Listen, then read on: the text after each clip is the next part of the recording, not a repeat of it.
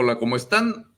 Estamos una vez más en Política y Poder y en esta oportunidad para hablar con, con un promoción mío, uno de mis mejores promociones en términos académicos, gran profesional que ha recorrido pues no solamente la Universidad Nacional Mayor de San Marcos, sino que también con una beca estudió en Holanda, tema de desarrollo, y también en la Universidad de York, Reino Unido, y hoy es profesor de la Universidad Nacional Mayor de San Marcos y ha sido exdirectivo y profesor de la Universidad Católica Santa María de Arequipa. Santa María. Así que, Anthony, bienvenido. Gracias por participar en el programa. ¿Cómo estás?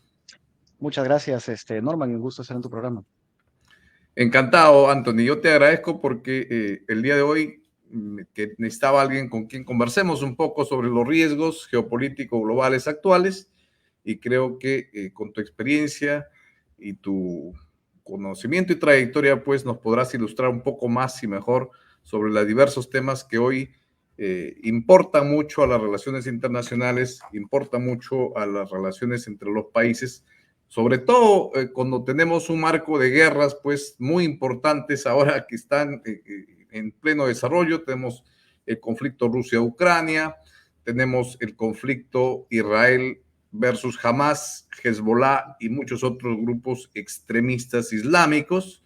Tenemos por otro lado en las Coreas, que nunca dejan de estar en constante tensión, la tensión entre Pyongyang y Seúl, entre Corea del Norte y Corea del Sur. Además, pues el tema de cada vez creciente presencia china en el sur del territorio chino, con potenciales problemas evidentemente con Filipinas y otro vecino más, con el Japón mismo, y evidentemente la constante tensión con Taiwán, y por no mencionar también las guerras que hay en el África, ¿no?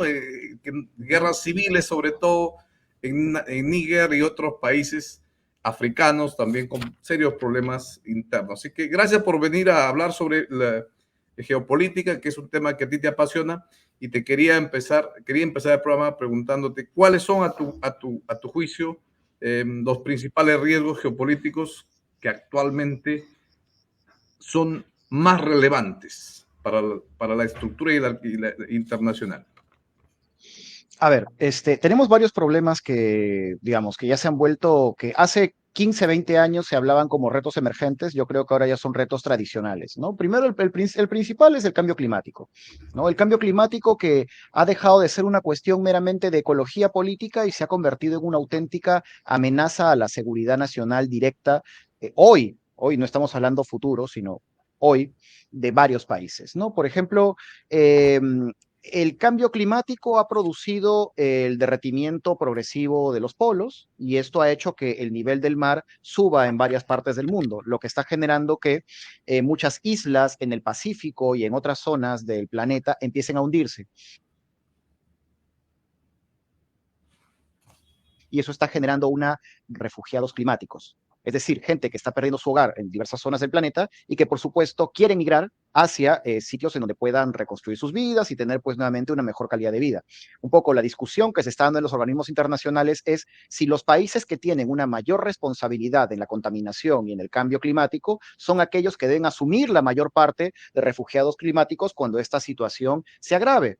¿No es cierto? Ya estamos viendo temperaturas de 50 grados, 55 grados en varias zonas en el norte global, ahora que estamos entrando a la temporada de verano, y por supuesto esto va a venir agravándose con el tiempo y esto va a generar que muchos sitios se vuelvan inhabitables. Cuando estos sitios se vuelvan inhabitables, va a generar una nueva dinámica de refugiados climáticos, gente que va a tocar a las puertas de sitios que van a estar pues recibiendo cada vez más y más de masas humanas que van a estar huyendo del propio cambio de clima, y el propio cambio de clima pues es impredecible, ¿no? Uno diría, por ejemplo, Canadá, ¿no? Canadá, que la gente suele identificar como un país frío, está teniendo incendios. El año pasado hubo muchísimos incendios en Canadá, es decir, ni siquiera las zonas que tienen una mayor cercanía al polo se salvan de esto. Entonces, ese es un problema. Perfecto. Otro problema es el problema nuclear. Es decir, con las tensiones producidas entre Estados Unidos y China por la situación en Ucrania, ha vuelto a mencionarse la problemática del acceso a las armas nucleares. Es decir, el uso, digamos, el mantenimiento del conflicto OTAN-Rusia a nivel de armas convencionales, el apertrechamiento de Ucrania desde el punto de vista de principalmente suministros, ¿no? Pero ya no del uso de armas para pelear contra Rusia, que ciertamente Rusia lo consideraría ya propiamente como un acto de guerra de toda la OTAN contra su país, a pesar que ya pareciera que formalmente lo están, Ujú. y un escalamiento que podría terminar en una guerra nuclear, ¿no? Que esto es algo que no hemos visto al menos desde la época de la Guerra Fría.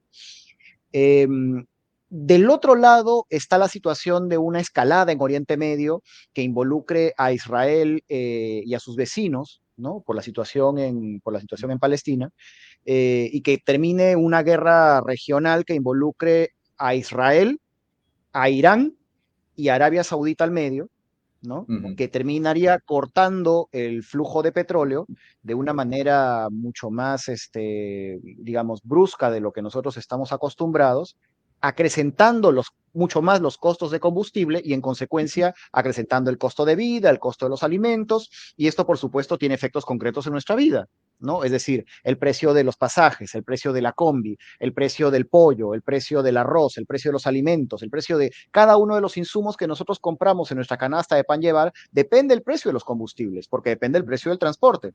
Entonces, suben los combustibles, sube el transporte, sube los precios, sube el menú y sube y suben el costo de vida cotidiana para la gente que cada vez se vuelve más pobre en el mundo, ¿no?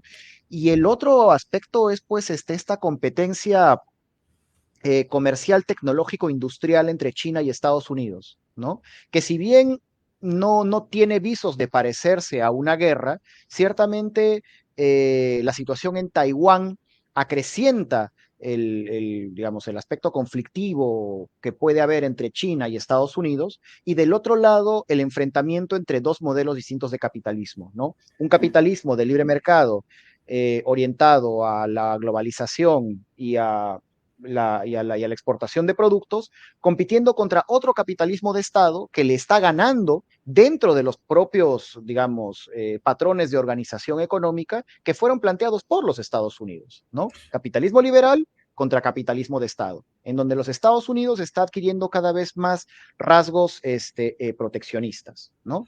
Entonces, yo te diría que esos son ahora varios de los riesgos que estamos enfrentando. Hilvanemos un poco más sobre algunos temas puntuales. Tú mencionaste Uh -huh, Taiwán, empecemos por ahí quizás y luego quizás vamos sobre los otros riesgos que bien has hecho en mencionarlos. ¿Por qué es que Taiwán resulta tan relevante para los Estados Unidos y para China a la vez?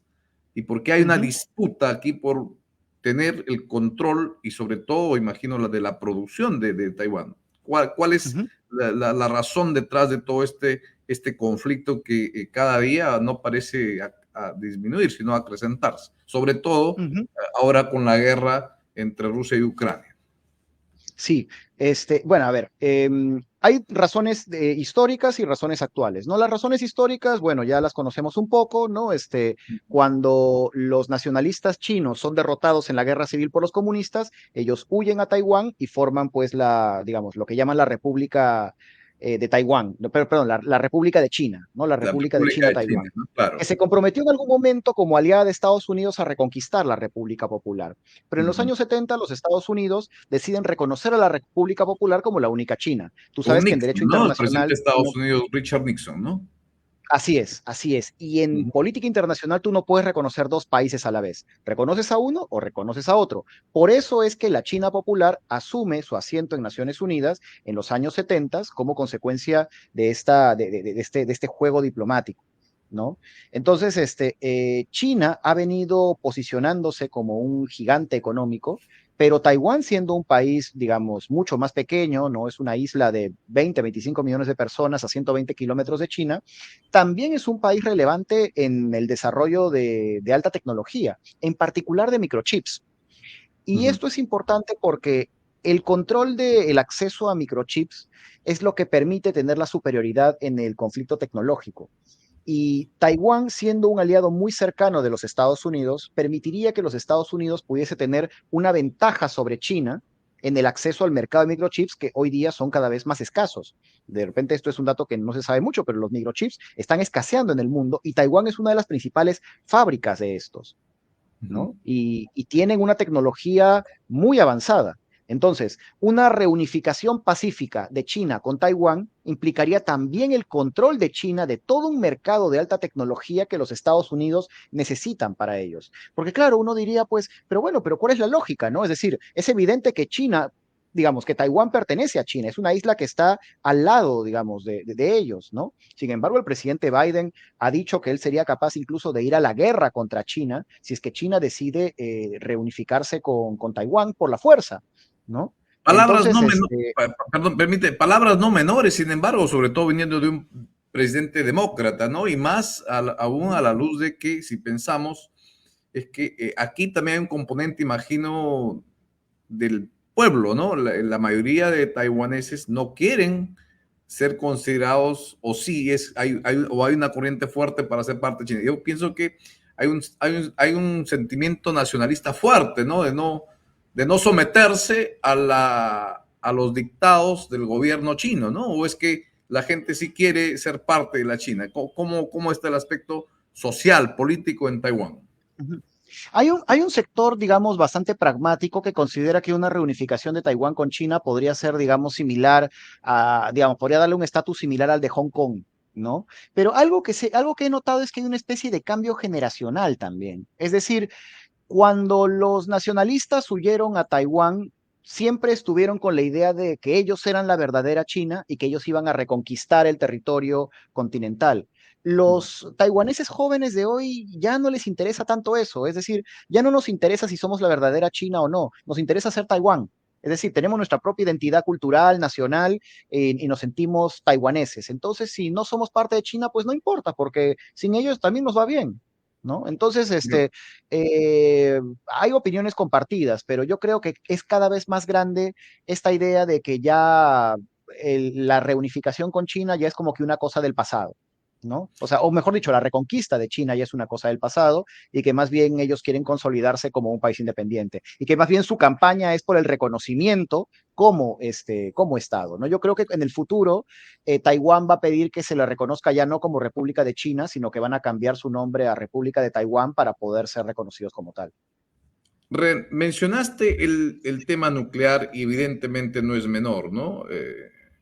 Una guerra nuclear sería lo más catastrófico que puede pasarle al planeta Tierra, ¿no? Sabemos las capacidades y la de capacidad destructiva, sobre todo de armas nucleares.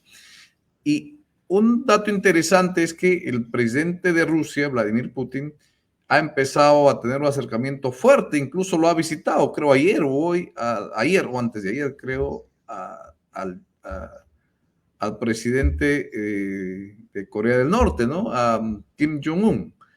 Y Ujú. obviamente se sabe extraoficialmente que Corea del Norte podría tener armas nucleares, ojivas nucleares, y eso evidentemente no son buenas señales, ¿no? Sobre todo para el mundo y para Corea del Sur, porque claro, su retórica, sobre todo por lo menos de Kim Jong-un, siempre ha sido belicista, ¿no? Contra Occidente.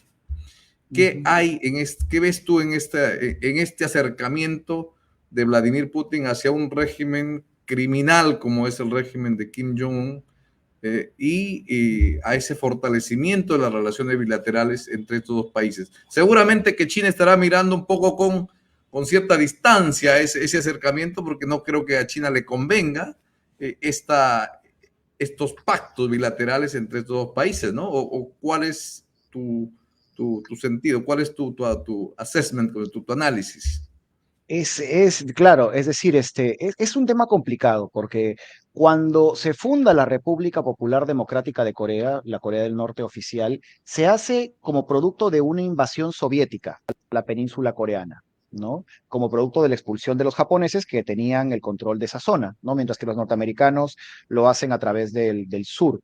Entonces, la guerra de Corea inicia como una guerra entre surcoreanos y norteamericanos contra norcoreanos, pero también contra soviéticos y chinos. Los chinos mandaron más de 1 millón de voluntarios que si bien oficialmente no iban por parte del gobierno, en los hechos lo hacían, ¿no? Mm. Entonces, para China, Corea del Norte es una especie de estado tapón que geopolíticamente lo aísla de un espacio que podría estar controlado por tropas norteamericanas. Las tropas norteamericanas están en Corea del Sur, no en el norte. Una reunificación coreana dentro de los términos del sur implicaría que tendrías tropas norteamericanas justo en la frontera con China. Entonces los chinos son los principales interesados en que el régimen norcoreano no caiga, ¿no? Entonces, Kim Jong-un ha declarado su apoyo pleno a la invasión rusa de Ucrania, ¿no? Entonces, eh, yo veo ahí que hay una especie de, digamos, Putin no hubiera hecho esto, es la primera vez que va a Norcorea en 24 años de historia, casi desde cuando asumió como presidente, sin coordinar con China.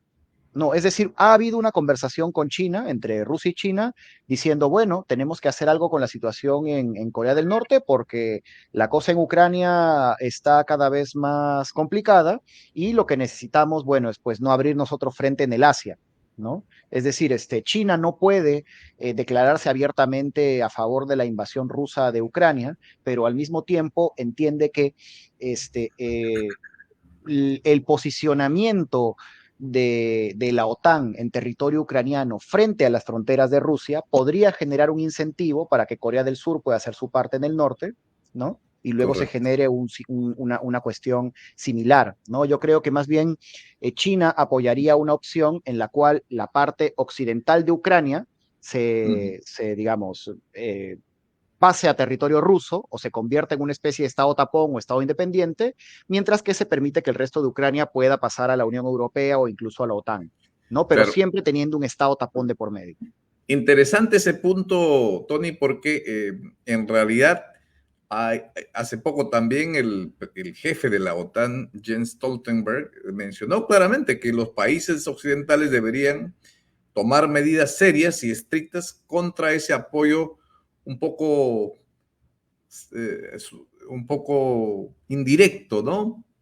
Que China le estaría Ujú. dando a Rusia, ¿no? Eso podría evidentemente escalar el conflicto mucho más, ¿no? Sí, es Ahora, decir, a ver, sí, continúa, por favor, perdón. no, no, ahora, lo que quería saber en todo caso también, siendo que estamos ya hablando un poco de estos liderazgos, pues que de algún modo u otro son los que determinan en última instancia los destinos del país, ya un poco para virar la conversación hacia el presente año, sobre todo, las elecciones presidenciales en Estados Unidos, ¿crees tú que va a cambiar en mucho los destinos y la forma como se viene haciendo y desarrollando y desempeñando los Estados Unidos en todos estos conflictos? Porque creo que para algunos observadores dicen, oye, Biden le tomó demasiado tiempo en enviar el apoyo efectivo que Ucrania necesitaba para poder tener una defensa efectiva, ¿no? Es cierto, le he enviado apoyo, pero poquito tarde, ¿no? Y además le envió un apoyo muy con restricciones claras, no, no puedes atacar objetivos dentro del territorio ruso previo al 2022, ¿no? Ahora, con posiblemente Trump en la presidencia para fin de año, ¿esto cómo va a configurarse, no? Tendríamos a Trump en Estados Unidos, a Putin, que se conocen, entiendo, y a Xi Jinping en China, que de algún otro también creo que tiene cierto respeto Trump por Xi Jinping, pero ¿cuál va a ser esas interacciones, no? Si en el fondo Trump va a respetar quizás y pegarse a la línea de política exterior norteamericana o va a seguir siendo el Trump que de algún modo u otro todos esperan. ¿Cómo ves eso? A ver, bueno, siempre tratar de predecir el futuro es complicado, Yo pero sé. hay algo cierto en la política norteamericana, ¿no? Que es decir, una cosa es la retórica de campaña y otra cosa pues son los hechos, ¿no? Es algo que acá en el Perú pues Lo lo vivimos sabemos muy acá bien. rato. Es decir, por ejemplo, y te pongo el ejemplo de la anterior elección en donde Trump pierde. Trump acusaba a Biden de ser el candidato de China. ¿no? Acusaba a los demócratas de ser suaves con China por la historia con Clinton, ¿no? Clinton favoreció el ingreso de China a la Organización Mundial del Comercio, intentó una democratización suave del país que ciertamente no se logró, y más bien ellos argumentan de que que fue Clinton y el clintonismo, incluso con Obama, el que favoreció digamos, la potenciación de China como potencia, valga la redundancia, como potencia económica, ¿no? Pero ciertamente desde Obama tú has visto un interés por contrapesar a China económicamente, por ejemplo, con el Acuerdo Transpacífico, del cual se salió Trump. Más bien, Trump le ha dado un giro a la política comercial norteamericana, reorientándola en términos proteccionistas, ¿no? Con esta idea de America First, Make America Great Again, Bring Back the Jobs, ¿no? Traer los trabajos de vuelta, ¿no? Desarrollar industria, cada vez mayores subvenciones, cada vez mayores eh, eh, apoyo económico a las industrias locales, con el objetivo de, digamos, paliar algunos de los efectos de este capitalismo de Estado chino, que ciertamente es más competitivo que el norteamericano. Y eso Biden lo ha continuado.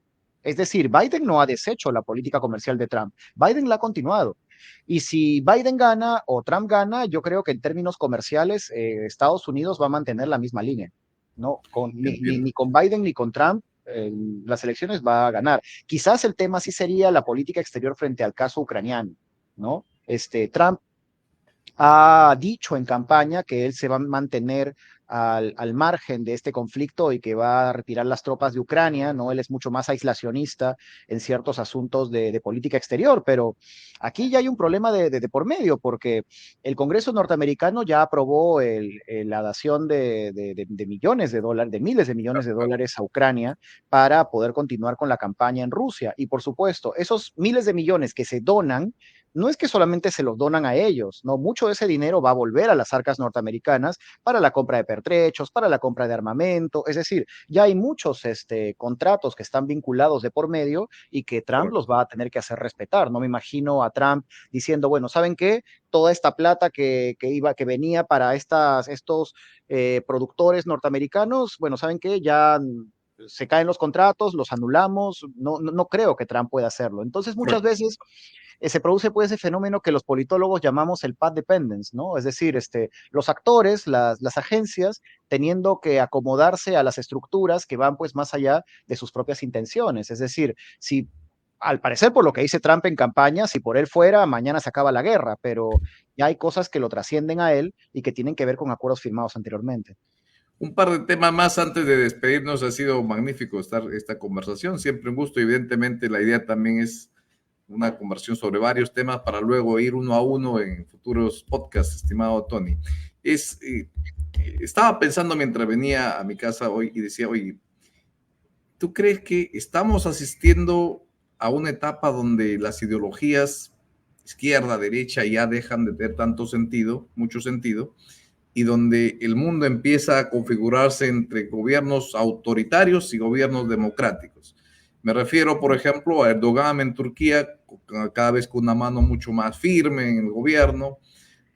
Xi Jinping, que duda cabe, también ha endurecido un poco el control, sobre todo sobre los ciudadanos chinos, incluso sobre algunos empresarios grandes y exitosos, que los ha sacado prácticamente del país. Y en otro caso, por ejemplo, tenemos también en otra parte del mundo, ¿no? Ejemplos eh, de gobiernos que cada vez un poco están virando hacia gobiernos más fuertes, un poco más dictatoriales o autoritarios, si queremos llamarlo. ¿O es que todavía van a seguir siendo importantes las ideologías izquierda-derecha en lo que venga de la presente década? No, sí, ¿Cómo claro, ves? no, mira, las ideologías siempre van a existir, la gente siempre se va a pelear por ideas sobre cómo deben organizarse las cosas, ¿no? Lo que sí se ha terminado son los conflictos ideológicos de la Guerra Fría, ¿no? En el cual izquierda comunismo, derecha capitalismo, ¿no? Eso un poco ya, bueno, no un poco, o sea, es decir, ya se ha perdido desde hace 30 años y muchas veces en el Perú parece que lo olvidamos, ¿no? Lo que hay ahora en disputa son modelos de capitalismo, modelos de organización, modelos de políticas públicas, si más tendientes al gasto público o más proclives al mercado. Hay divisiones incluso intraderecha, ¿no? Es decir, la derecha moderada que defiende una economía de mercado, pero digamos, aspectos culturales o postmateriales como el aborto, la legalización de las drogas o el feminismo, que están implícitos en cierto tipo de derecha, terminan dividiéndola de una derecha más conservadora, que más bien se reivindica como pro vida o antivacunas o terraplanista o antiglobalista o soberanista. Es decir, estos ismos no van a desaparecer, ¿no? Simplemente van a cobrar otros nombres, van a, digamos, cohesionar a sectores distintos que de repente hace 20 años votaban de una forma y hoy día votan de otra. Y bueno, y eso continuará, ¿no? Es parte de la vida humana. Finalmente, Tony, los organismos internacionales, la arquitectura internacional, está deviniendo en obsoleta e inútil para lidiar efectivamente con conflictos como el tema de la captura básicamente por la fuerza de un territorio soberano como el ucraniano por parte de Rusia.